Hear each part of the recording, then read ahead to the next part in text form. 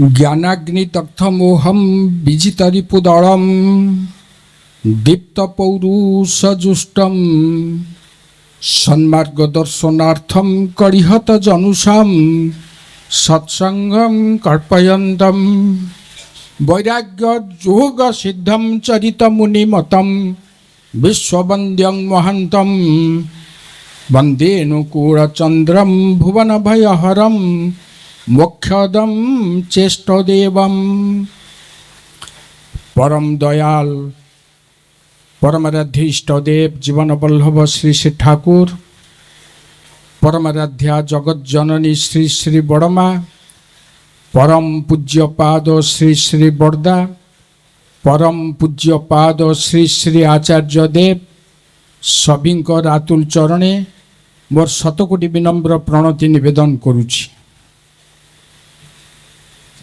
सत्संग उपस्थित सम्माननीय सत्संग ऋतिक वृंद सम्माननीय सत्संगर कर्मीगण इष्ट प्राण भाई और माँ माने पिला माने सुधी सज्जन मंडली समस्त को यही शुभ अवसर रे मोर आंतरिक प्रीतिपूर्ण जय गुरु जनाऊँगी।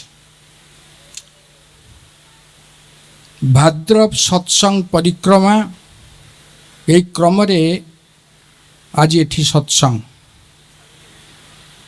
परम पूज्यपाद श्री श्री दादा भाद्रव सत्संग परिक्रमार परिकल्पना करी आशीर्वाद करथिले। श्री श्री आचार्य देव आज भी आशीर्वाद करचंती भाद्रव सत्संग परिक्रमा पाई। या मूल रे रहिची आमे समस्ते केपरी प्रतिदिन सत्संग रे योगदान करिबा। सत्संग रे योगदान करिबा ठारू बड़ी पुण्य आउ किछि नाही। सत्संग रे जेते पुण्य अछि तीर्थ जल रे स्नान करिबा तीर्थ भ्रमण करिबा विभिन्न मंदिर को जिबा विभिन्न पूजा अर्चना करिबा इथे जेते जहा अच्छी सत्संग रे सबुठारु बड़ी बेसी पुण्य अच्छी। थरे जड़े व्यक्ति को स्वर्ग को पठिया को हबो। महर्षि विश्वामित्र एवं महर्षि वशिष्ठ आलोचना भीतर देखि स्वर्ग को से लोक जीव केमिति जीव। महर्षि विश्वामित्र कहले मु जेते शह शह वर्ष धरी जेते तपस्या करची साधना करची उपासना करची समस्त पुण्य फल मु से लोक को दउची से स्वर्ग को जाऊ। से लोक स्वर्ग जाई पालानी। महर्षि वशिष्ठ कहले मो जीवन रे मु हजार हजार सत्संग रे योगदान करची। से हजार हजार सत्संग रे योगदान करिवार पुण्य फल भितर मु गोटिए सत्संग पुण्य फल ये व्यक्ति को प्रदान करुछि। से लोक स्वर्ग जाऊ से लोक स्वर्ग गला। प्रसंगटी मो वक्तव्य आरंभ यही सकाशे कहली जे सत्संग पुण्य फल सत्संग महिमा गरिमा वर्णना करिकी शेष करा जाए नाही। श्रीमद शंकराचार्य लिखिचंती मोहमुद्गर रे नलिनी दलगत जलमति तरलम तद्वत जीवन मतिशय चपलम क्षणमिह सज्जन संगति रेका भवति भवार्णव तरणे नौका। ये समग्र संसार रे आमे जो जीवन धारण करचे जीवन यापन करुचे ता केमितिया नलिनी दल पद्म पत्र रे नीर अर्थात जल रहिले से जेमती ढल ढल है जेकोसी मुहूर्त से खसी जाए पड़ी पारे जीवन होची सेमतिया। क्षणमिह सज्जन संगति रेका भवति भवार्णव तरणे नौका। क्षण काल पाई जदि आमे साधु संग करू सत्संग करू ता भवसागर पारी हवा पाई नौका सदृश ही आमको साहाय्य करिवो। भद्रव सत्संग परिप्रेक्षी रे आपण मानक परी भक्त साधु आपण मानक गहणे रे मु आज उपस्थित होई मु निजको धन्य मने करूची कृतकृतार्थ मने करूची। वैष्णव कवि लिखिचंती कत चतुरा नन मरी मरी जाओ तो नतुय आदि अवसाना तोहे जनमी पुनः तोहे समावत सागर लहरी समाना। केते चतुरानन ब्रह्मा तांकर चतुर्मुख व्यादान करी तांकर महिमार कथा गरिमार कथा गुणर कथा कहिबाकू जाइकरी कहि पारि शेष करि पार नाहंती। आमे केते टिके कोउठु कोन कहिकरी तांको गुण तांको महिमा कहिबा। देवघर सत्संग आश्रम रे से दिन श्री श्री ठाकुरଙ୍କ समीपरे ठाकुर कहिले भक्त शिष्य ननी गोपाल चक्रवर्ती को ननी गोटे कीर्तन कर। ननी दास कीर्तन से दिन कले कीर्तन आप सब जानते। ननी दास से दिन जो कीर्तन कले कीर्तन तो आमी केमन बुझाब गो दयाल तोमारी महिमा आमी केमन बुझाब गो दयाल तोमारी महिमा ब्रह्मा विष्णु महेश्वर जारे दिते नारे सीमा आमी केमन बुझाब गो दयाल तोमारी महिमा। तुमी सूचि शीघ्र क्षुद्र पथे नीते पारो हाथी सुदर्शन माया ये दिन के करिते पारो राति तुमी गोवर्धन धरिते पारो पुतना के बधिते पारो मानवी करिते पारो पाषाण प्रतिमा आमी केमन बुझाब गो दयाल तोमारी महिमा। तुम्हें गोवर्धन धरी पार ता तुम भी संभव तुम्हें पाषाण को मानवी करि पारो या तुम द्वारा संभव तुम्हें करि परिबो आउ केही करि परिबे नाही। सेदिन बिहार रो तदानीतन मुख्यमंत्री पंडित विनोदानंद झा देवघर सत्संग आश्रम में श्री श्री ठाकुर समीप बसचंती। ठाकुर भक्त शिष्य से मुख्यमंत्री आसचंती तांको में सब व्यवस्था कराई जा हो से बसीचंती। ठाकुर को चाहिए हाथ जोड़ी गोटे कथा कहले कहले ठाकुर आपण असंभव को संभव करि पारंती आउ केही आ करि परिबेनी। ठाकुर पचारे कौन असंभव देखिले मु संभव कली हसिक मृदु हसी ठाकुर कहले आपण कौन देखिले मु असंभव को संभव कली ना ठाकुर मु तीनिटा कथा कहबी जहाँ मो अनुभव को आसची। आमे जानू बंगाली माने बिना आईसरे बिना माछरे से खाती खाइबा तांको सैटिस्फैक्शन होइनी। मु सत्संग को आसी देखुची लक्ष लक्ष बंगाली परिवार वर्तमान निरामिषास होती आपण कथार आपण शिष्यत्व ग्रहण कर आपन को भल पाई जोटा कि मु भावुली संभव हेनी।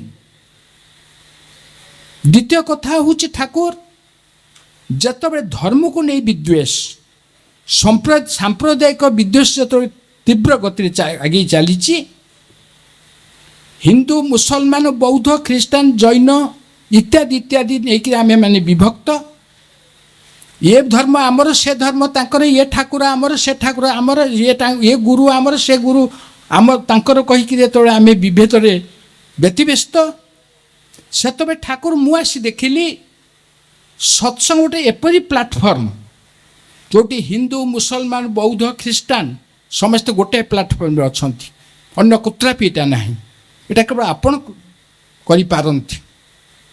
आउ ठाकुर आज मनीष जो बड़े टंका पागल टंका थिले आमर सब हो पार आम सब कर यही चिंता नहीं जो मनीष व्यस्त टंकाटा कौठू केमिति किपर उपाय आसो से जो दीर्घ लाइन आम ठिया सत्संग आसी ठाकुर देखिले ये टंका दबापी दीर्घ लाइन लोक टंका ये दबापी दीर्घ लाइन रे ठिया एटा आपण पाखे केवल संभव। ठाकुर कहले मानुष आपन टाका पर जत पारिस मानुष धर मनीष अपना टंका पर जेते पारुछ ମଣିଷ ଧର। ଆମେ ଏ କଥାକୁ ଭଲ ବୁଝିଛୁ, ବୁଝୁ ନା ବୁଝିନୁ? ଆମେ ଏ ବାଣୀଟାକୁ ଏମିତି ବୁଝିଛୁ ଯେ କ'ଣ ବୁଝିଛୁ? ଟଙ୍କା ଆପଣା ମଣିଷ ପର, ଯେତେ ପାରୁଛ ଟଙ୍କା ଧର। ବାଣୀଟାକୁ ଆମେ ଏମିତି ବୁଝୁଛୁ। ନିଜକୁ ଭାବନ୍ତୁ, ଚାରିଆଡ଼କୁ ଚାହାନ୍ତୁ, ନିଜର ପ୍ରତିବେଶକୁ ଦେଖନ୍ତୁ। ଆମେ ବାଣୀଟାକୁ କେମିତି ବୁଝୁଛୁ? ଆମେ ସତ୍ସଙ୍ଗୀ ମାନେ, ମୁଁ ସତ୍ସଙ୍ଗୀ ମାନଙ୍କୁ ବି କହୁଛି, ଆମେ କ'ଣ ଠାକୁରଙ୍କ ବାଣୀ ବୁଝୁଛୁ? মানুষ আপন টাকা পর যত পারিস মানুষ ধর। ଆମେ ବାଣୀଟାକୁ ଅର୍ଥାନ୍ତକୁ ଏମିତି ବୁଝିଲୁ ଯେ ଟଙ୍କା ଆପଣା ମଣିଷ ପର, ଯତ ପାରୁଛ ଟଙ୍କା ଧର। ଏଇ ନିଶାରେ ଆମେ ଯେତେବେଳେ ଚାଲିଛୁ, ଆମର ଚେତନା ଫେରୁନାହିଁ। ଆମେ ଚୈତନ୍ୟ ହରା ଯେତେବେଳେ ରହିଛୁ, ଠାକୁର ସତ୍ ଦୀକ୍ଷାର କଥା କହିଲେ, ସତ୍ ନାମ ମନନ କରିବା କଥା କହିଲେ। ଠାକୁର କହିଲେ ସଦ୍ଗୁରୁଙ୍କ ଶରଣାପନ୍ନ ହୁଅ, ସତ୍ ନାମ ମନନ କର, ଆଉ ସତ୍ସଙ୍ଗର ଆଶ୍ରୟ ଗ୍ରହଣ କର।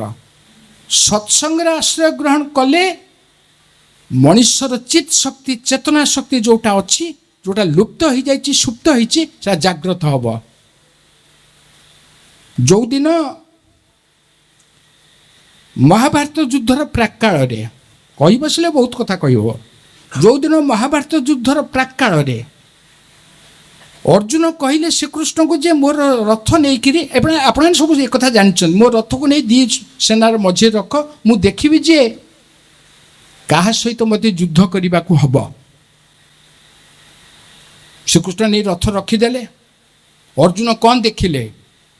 ଆଗରେ ପ୍ରତିପକ୍ଷ ରୂପେ ଠିଆ ହେଇଛନ୍ତି କୁଳବୃଦ୍ଧ ପିତାମହ ଭୀଷ୍ମ, ଶିକ୍ଷାଗୁରୁ ଦୀକ୍ଷାଗୁରୁ ଆଚାର୍ଯ୍ୟ ଦ୍ରୋଣ, କୁଳ ପୁରୋହିତ କୃପାଚାର୍ଯ୍ୟ ଏବଂ ତାଙ୍କର ଜ୍ୟେଷ୍ଠ ତାତ ବଡ଼ ବାପା ଯିଏ ଧୃତରାଷ୍ଟ୍ର, ତାଙ୍କର 100 ପୁଅ।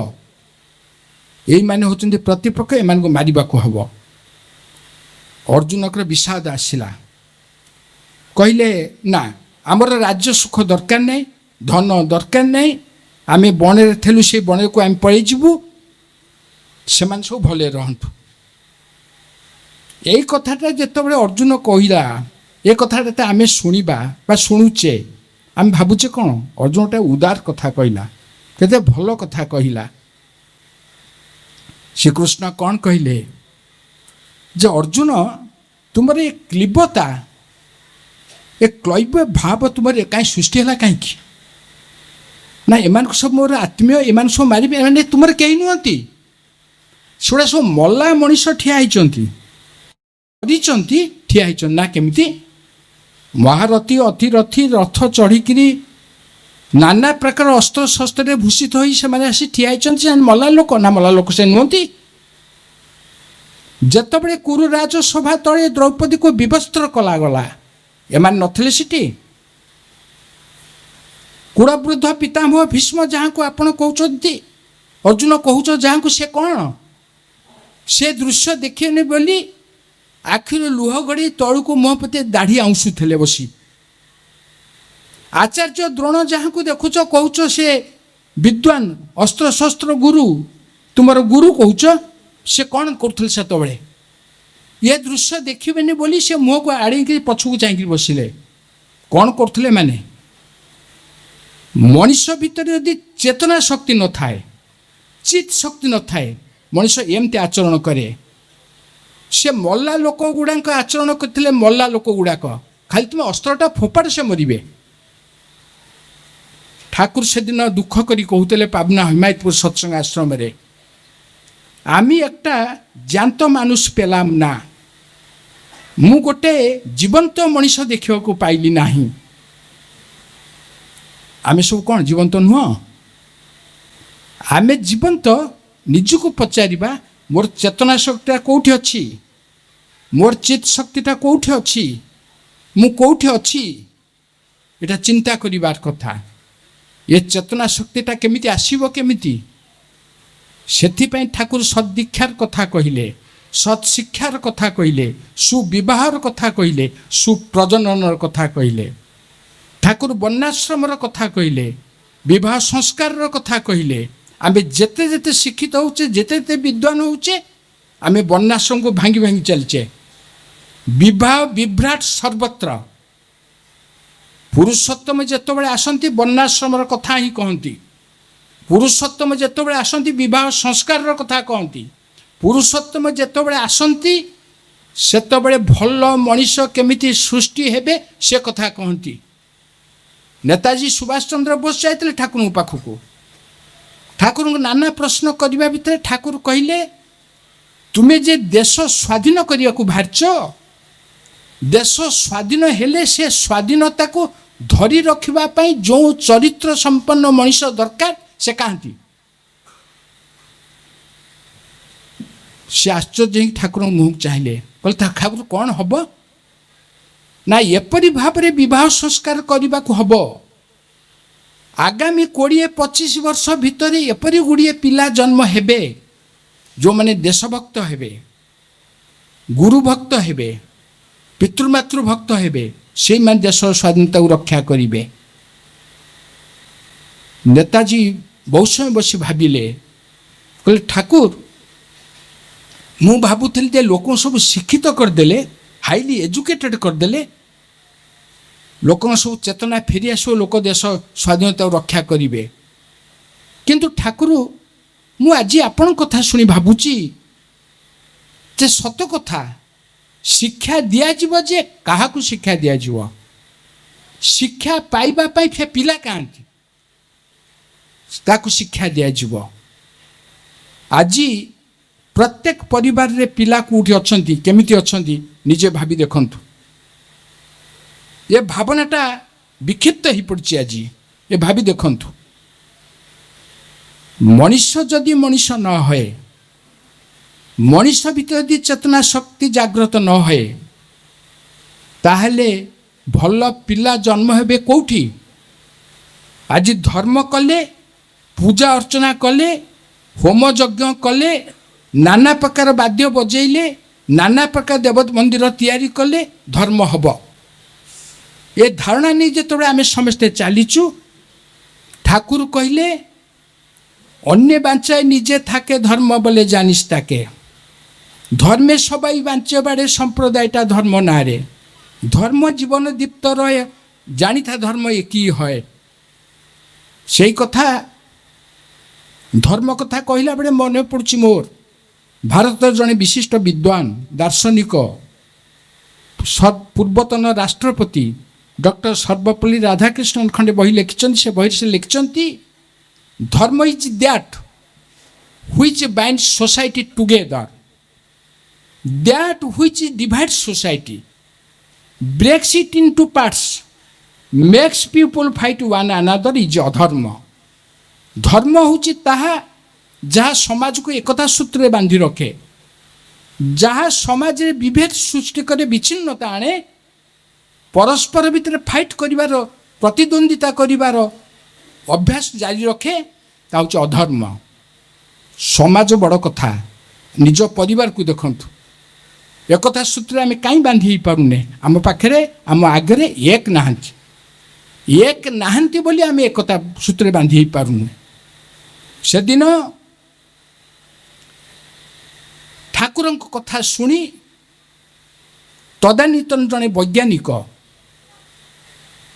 कृष्ण प्रश्न भट्टाचार्य जे कलिकतार पालित लैबोरेटरी नोबेल पुरस्कार प्राप्त वैज्ञानिक डॉक्टर चंद्रशेखर वेंकट रमन अंडर रे रिसर्च करते ठाकुर कथाटा शुणिले ठाकुर देखा गोटे कौतूहल सृष्टि है से पाबना हिमायतपुर सत्संग आश्रम में पहुँचले आश्रम कहले कौन से कि आम आश्रम शब्दटा ये कहीदे बहुत कथा आम भावुचे से आश्रम कहले कौन कि आश्रम कहले केतोटा कुड़िया घर हूँ आश्रम केष्टदा लिखिं मु जो दिन जाकि कटेज होम रे मु साक्षात कली अनेक लोक बसन सामना रे मु जाई ठिया ही रही नमस्कार कली नमस्कार कहीं करी जड़े मनीष ताकू नमस्कार कौन कर आवश्यक कौन देखिली मुझे नमस्कार करी नमस्कार कली ठियाई ठाकुर डाकिले ଦାଦା ଆସନ୍ତୁ ଏଠି ବସନ୍ତୁ, ଠିଆ ହେଇଛନ୍ତି କାହିଁକି? ଯାଇ ବସିଲି।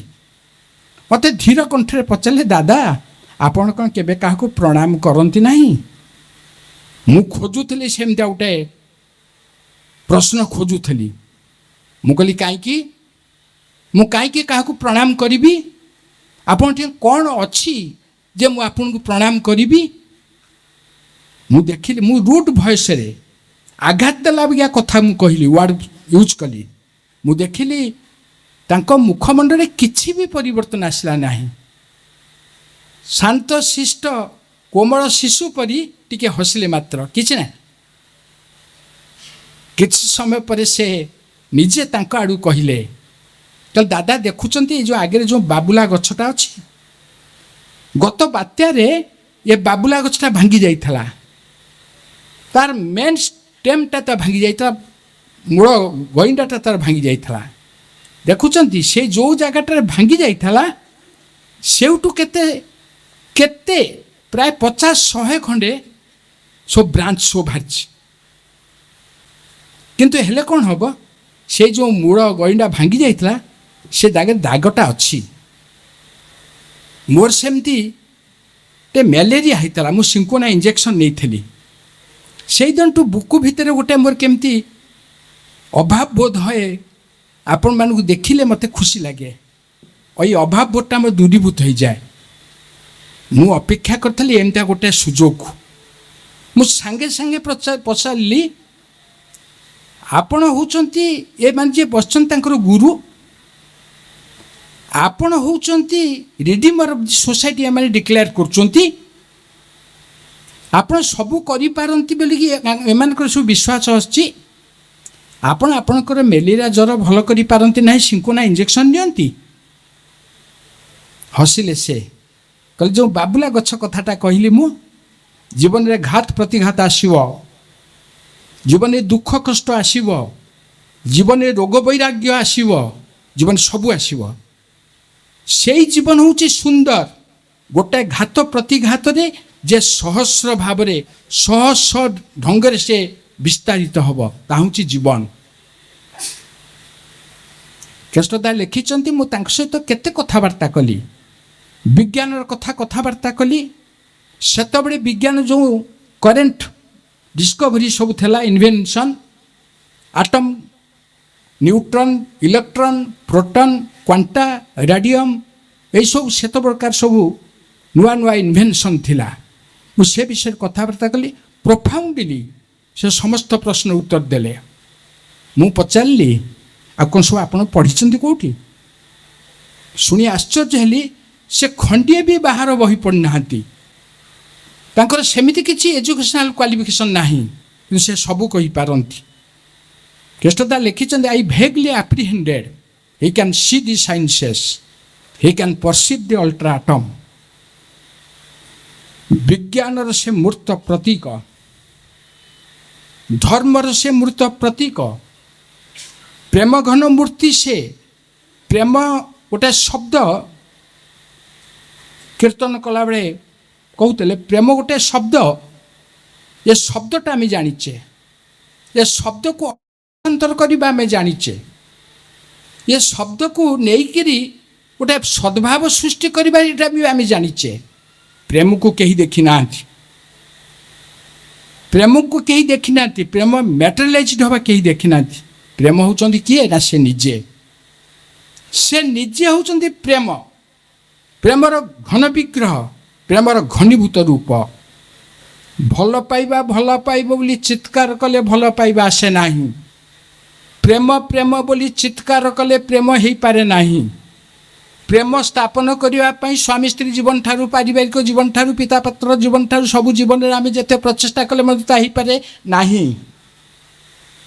ବୈଷ୍ଣବ କବି ଲେଖିଲେ, ପିରତି ପିରତି ସର୍ବଜନ କହେ ପିରତି ସହଜ କଥା, ବିରିଖର ଫଳ ନହେ ତ ପିରତି ନାହିଁ ମିଳେ ଯଥା ତଥା।